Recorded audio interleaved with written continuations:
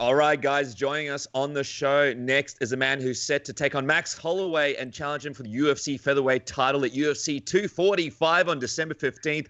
16th in Australia, the man who's currently riding a 17-fight win streak. Sydney's own Alex Volkanovski.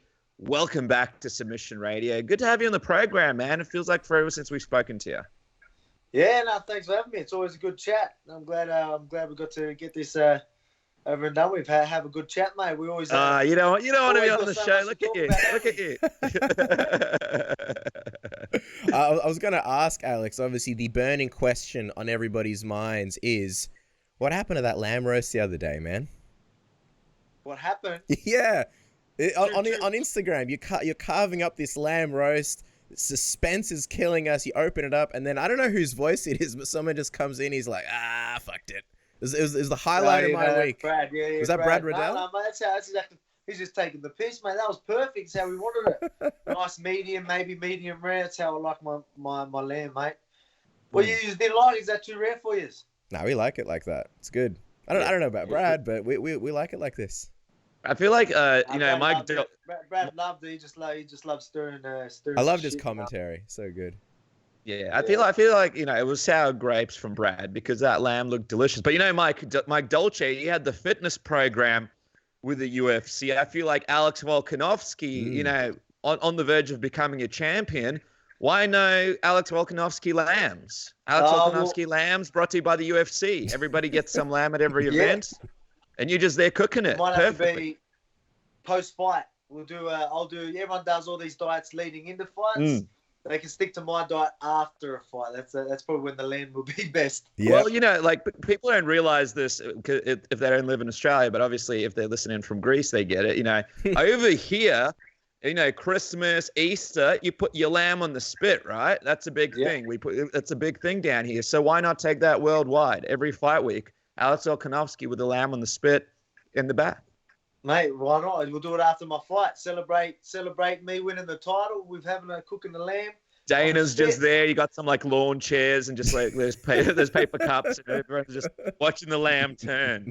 Only a few hours left until after your fight. To watch that lamb cook. It always takes 200 hours.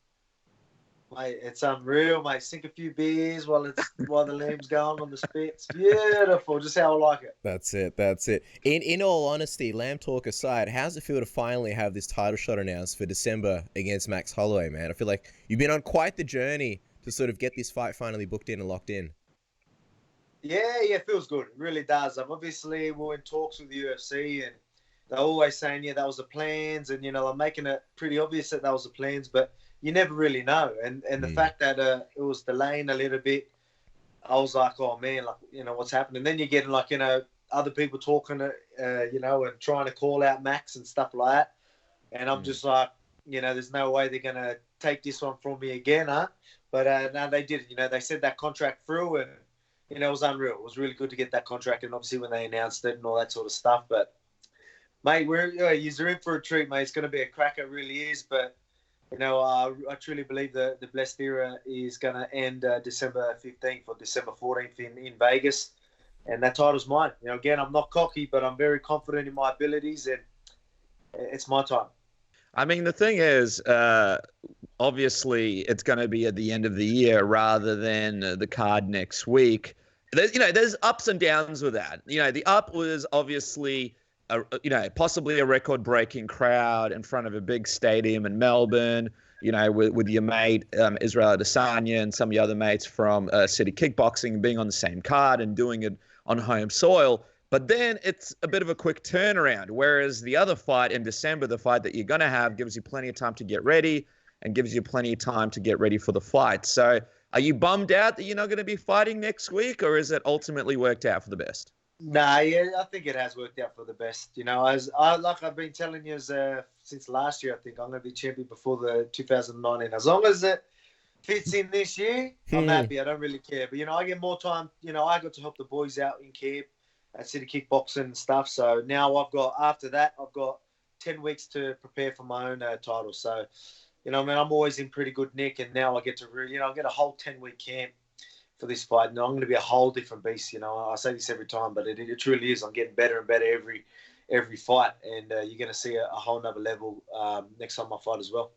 You see, I guess here's the interesting thing, right? You famously made that 37-hour journey to Edmonton, Alberta, Canada, to be the backup fight for Holloway and Edgar. Does it kind of feel like you're essentially preparing for Max a second time? I'm wondering if that's, a good thing or a bad thing, if that's sort of an advantage in any way because you've gotten some preparation for him already, now you're continuing. And just the way you put it then, where you said, like, now finally you've got a real preparation.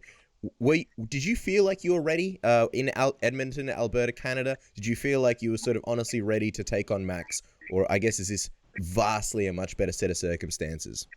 Yeah, much better circumstances now. Like, obviously, I was still training. I'm always fit, so I can go in, and have a 2-week camp. Someone to give me 2 weeks. Now, I'm usually going to be pretty fit. I'm going to be fit enough, but at the same time, for someone like Max, obviously, he's a gamer, and obviously he's a cardio machine as well. So I want to make sure I'm in the best nick ever. You know what I mean? And because I'm going to be setting a pace as well, and I truly feel like I'm gonna end up breaking him. I'm gonna make him feel, he's obviously gonna be there. He's gonna be always in my face, but I feel like I'm just gonna feel him get weaker and weaker and weaker. For me to do this, I need to be fit. I need to be strong.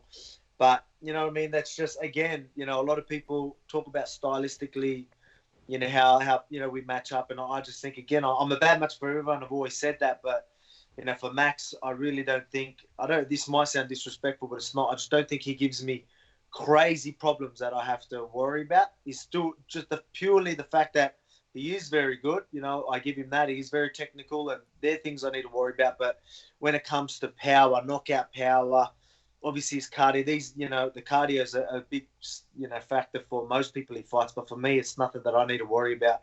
And you know what I mean? So it's hard to explain. Just striking and the fact that he's a volume puncher and stuff like that, I don't believe that's a big threat to me.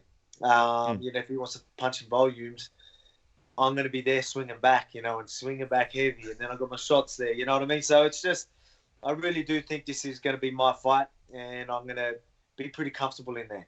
And I just need to make sure I'm prepared for the worst. I'm going to be prepared that we're going for a 5-round war, but, he is obviously tough. He's got a good chin, but I reckon I'm stopping him. Well, see, you answered a few of my follow-ups. I was going to say, are you anticipating this to be quite a war? Because the way you're sort of breaking it down, it sounds like you're very, I wouldn't say eager, but it sounds like you're very prepared to take big shots with that volume of striking. It seems like you don't really mind it, and you're going into this fight with that anticipation that you might have to wear a few, but you're going to, I guess, give it back to him, so to speak. Yeah, it doesn't mean I'm going to wear a few. I just mean if he wants to come forward like that, he's going to do most of the work for me. Mm-hmm. You know what I mean? So if he wants to come into me like that, you know what I mean, I get to sit on my punches, that's a whole different type of power, if you get what I mean. So obviously, with other fights, I've had to approach the fights a little bit different. But, obviously I can't give too much away. But, it's just, it just really, again, it's just no disrespect to him, but I just believe that I get to play what's in front of me.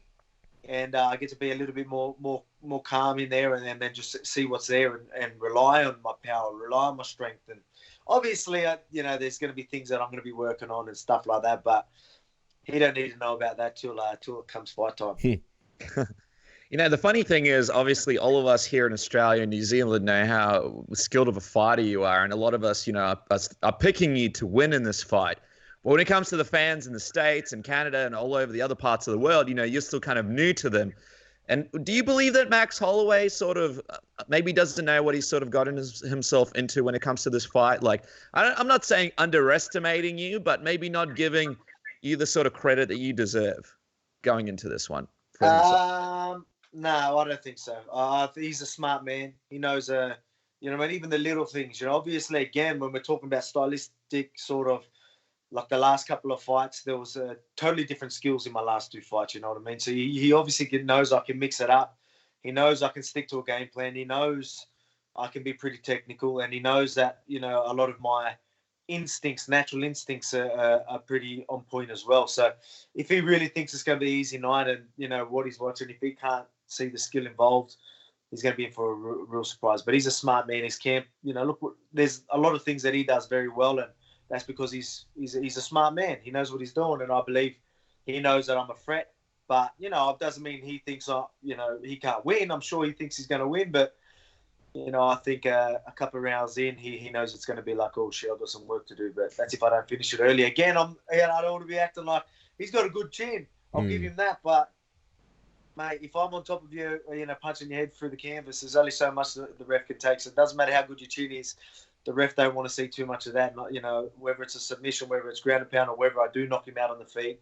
You know what I mean? It's just, I believe I'm going to be too powerful. And again, I think I get to let the hands go this time. Well, I mean, that's obviously what the fans want to see. You mentioned some of the improvements and some of the tricks you got up your sleeve. We saw that you apparently spent around $20,000 on your last camp against Jose Aldo. I'm wondering, is that true? And how much will this one cost for Holloway? And I've always been fascinated, where do a lot of these costs go? Like, is that just paying the coaches directly? Is that for like the accommodation and flights for bringing people in? Like, how is it that the camp ends up costing so much? As fighters, as people that are not fighters, I've always wondered these things. Yeah, well, obviously, when you're going overseas, you say I'm in New Zealand right now for training and just stuff like that. Obviously, there's expenses there, but then you are flying in, say you're flying in wrestlers like Frank Hickman from Tiger Muay Thai and things like that, you know what I mean? And then I'm flying them over to Brazil, and then I've got the extra cornerman and stuff like that. So it costs a fair bit, and it really does. And then even when you're bringing the family over and things like that, the dollars do go up. But in saying that, I'm probably going to spend a bit of money. But I mean, at the end of the day, sometimes you need to do these things. I'm going to do whatever I can to make sure camp runs smoothly, camp goes perfect. And to do so, you might need to spend a bit of cash, but I don't mind doing that. We're on title money now, so that's a little bit better. So you know what I mean. So it's gonna be good. But I mean, in saying that, I don't really think about that sort of stuff. Obviously, it is in the back of the head, but you just get it done. And once you win, that win bonus can cover it, so you don't need to worry about it. I remember when we interviewed you, UFC Melbourne, you were making a UFC debut, and you were talking about how I want to say you were like still living at home at the moment, and now here's you, being able to spend so much on a fight camp. I'm just wondering though, is this one more or less pricier than the Jose Aldo fight camp? You got to think it's more, right, for a guy like Holloway? Well, I don't know. I think it's going to be pretty similar, just purely now that they'll fly an extra cornerman and all that sort of stuff. I think it, you know what I mean. I think it will be roughly the same. But I mean, again, I'm gonna be I'll probably go to Thailand as well. I'll do a couple of weeks in Thailand. Then I'm gonna do more weeks in But obviously, I'm gonna do a heap at home freestyle fighting gym. But I'll do a heap. My last 4 or 5 weeks will be here in New Zealand again. I'll be in Thailand before that, and mixing up. Obviously at home as well, so I will be spending a bit of money, but I couldn't tell you the price that you're going to be spending, but I'm sure it's going to be a little bit of money spent, but I know it's all going to be worth it in the end. Man, Casper brings up when we were talking to you in Melbourne, and it just makes me remember some of the first interactions we had with you. I mean, it was a long road for you to the UFC, and then once you got to the UFC, it was a long road in the sense that, people didn't want to fight you. You had to deal with a ton of injuries. Casper mentioned it. I think you were living, was it with your parents at one point to try and save a bit of money during your fight career? I mean, take us back to those moments and to where you are now. Is it just, I mean, you would have always envisioned to get to the title, but how does it feel to actually get to this point and getting this title shot after this long, difficult journey that you've had? It feels real good. As you said, you hit the nail on the head with, like, obviously early in UFC as well. You're still struggling with money. Is just because you're in the UFC doesn't mean you're making serious money. But before that was a struggle. But I mean, having such a supportive wife and family, helps a lot. It really does. And now it just feels so good that I can finally give back. I mean, obviously we're living comfortably enough where it's finally giving back. You know what I mean? And we can go on holidays. I can bring the family with me with the fight camps. Don't get me wrong, we can't be spending too much money. We're not on that type of money, but we're at a stage where we're living comfortably. But I mean, in saying that, we've got still a whole lifetime to spend with each other. So I need to make as much money while I can as well. So being champion, I want to be champion before the year's out.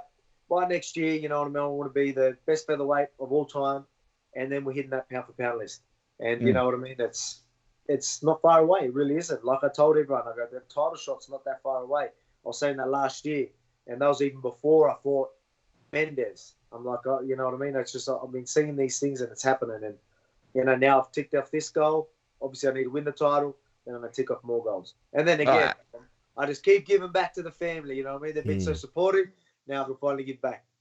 Absolutely. I mean, during those times, though, earlier on in your career, did you ever have any points where you were like, you know what, screw this. I'm just gonna go back. I believe you did a trade, right? Was it plumbing that you used to do, or concreting, right? Yeah. Did you ever think like, you know, stuff this. I'm just gonna go back. I'm gonna get back to this concreting thing. I'm gonna make some good money, and you know, I'm gonna give this up. Yeah. Did you ever have that cross your mind, especially with the kids and the wife and all that kind of stuff? Yeah, well, earlier, like probably before the UFC, there was times where that, you know, that was happening. Like there was, I think it was pretty close to. Oh, it was actually straight before. So this is a little story. I don't know if I've talked to you about this before. Yeah. But obviously, you know, I was pushing for the UFC for such a long time. Yeah. You know, I was undefeated for a long time. You know, taking out multiple titles in, you know, world titles even, you know, and stuff like that. And it was just opportunities. There was fights in Australia. I'll you know, go obviously do campaigns for that. It wouldn't happen, and it started building up. You know, I was thinking, is this going to happen? You know, is this opportunity just going to fall through? Am I just going to, you know, lose like these opportunities and it just not happen? You know what I mean? And I've got a family to look after. What do you do? And then it started really getting into me, and I was working at the time. And I remember the 1 week that it really, really hit me. I've never really done this. I remember I was on my way to the gym. I was at the gym. I was at the front. Something happened. I don't know. I can't remember what it was. I just got news of something. I was like, that's it. I literally just went back in the car and took off. My coach, Joe Lopez, even rings me up and he's like, what's wrong? Like, what's going on? Like, that doesn't happen. You know, I'm not the type of person to do something like that. And he could see that obviously something was up.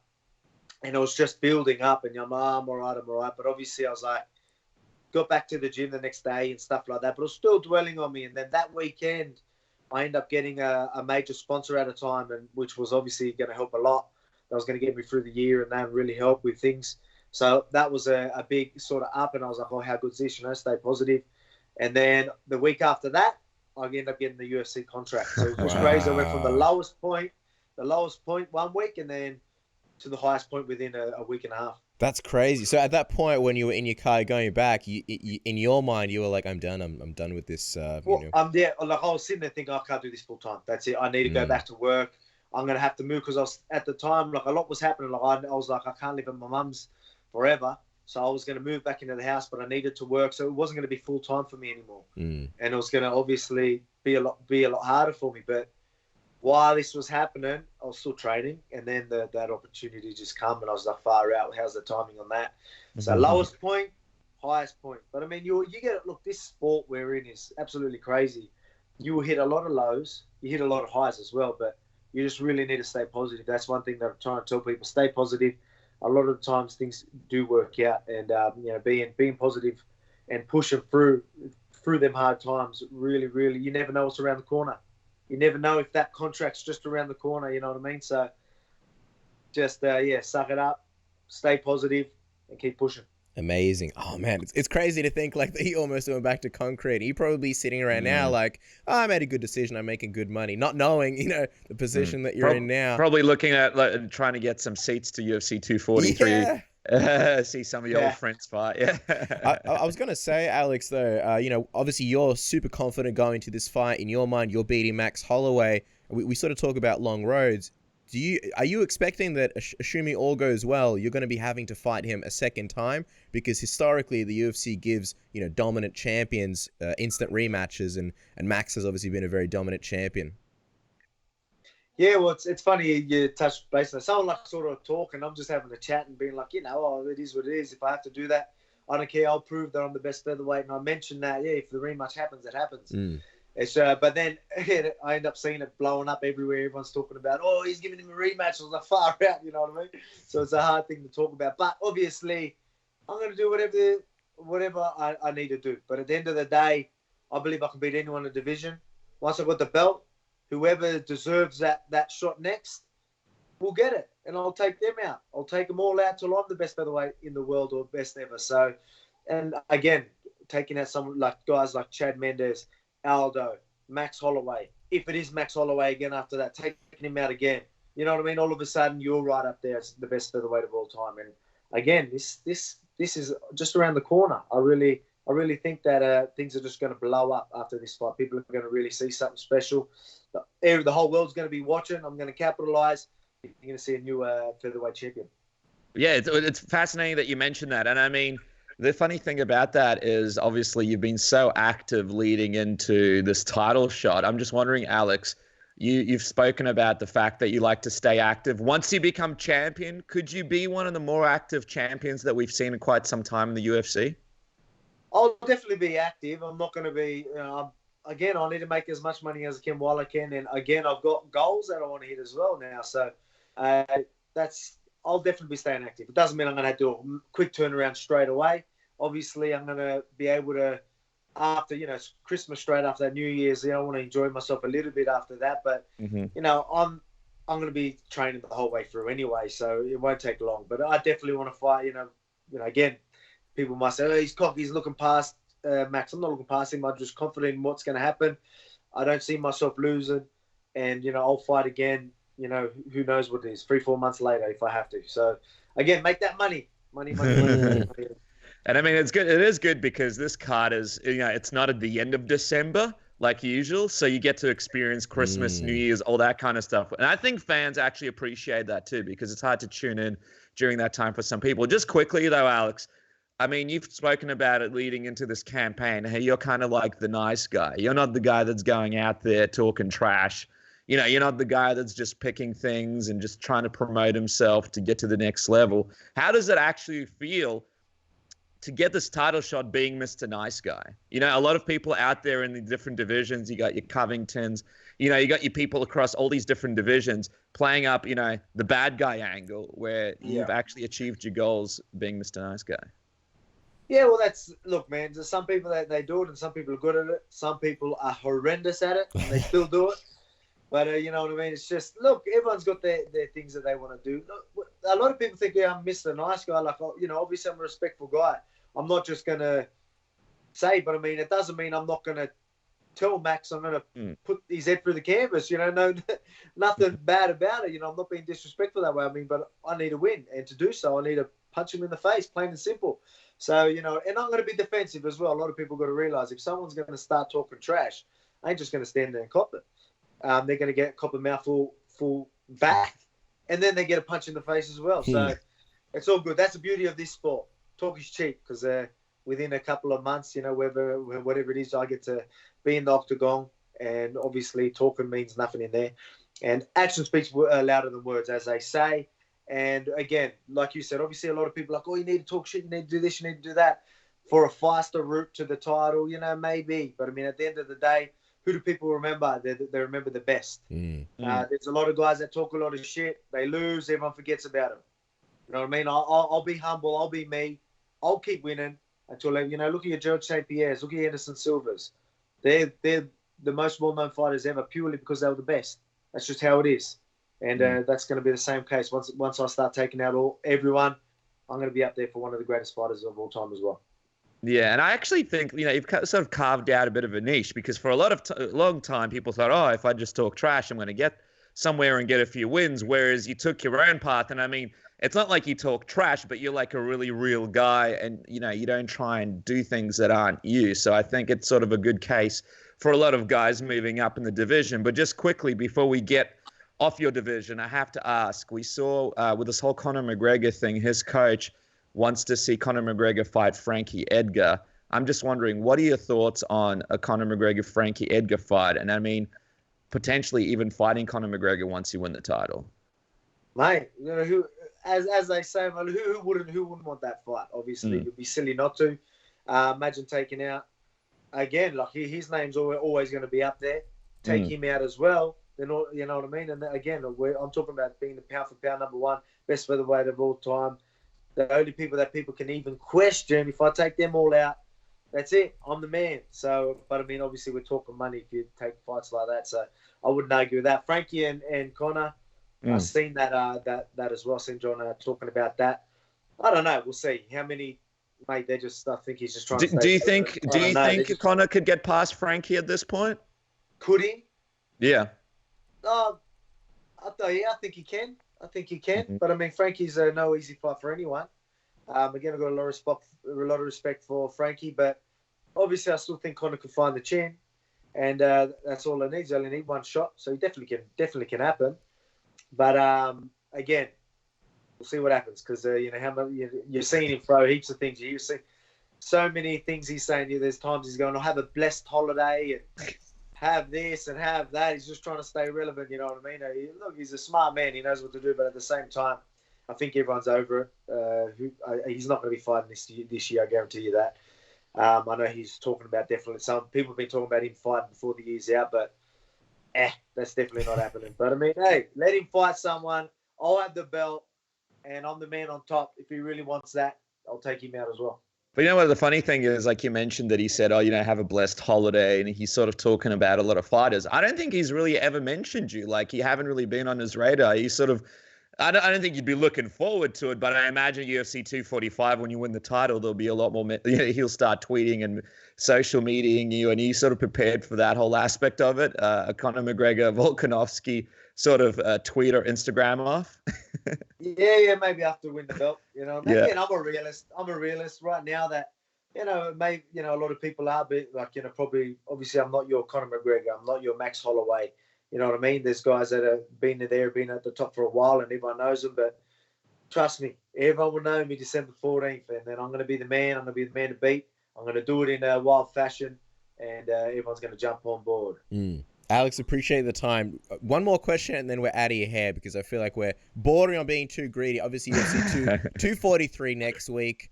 Just wondering who you have winning against Robert Whittaker and Israel Adesanya. And I imagine it's a tough one for you, right? Because like Robert Whittaker, born in New Zealand, lives in Sydney, just like yourself. So I guess he's your fellow countryman. But then again, you trained with Israel and have been for a while now.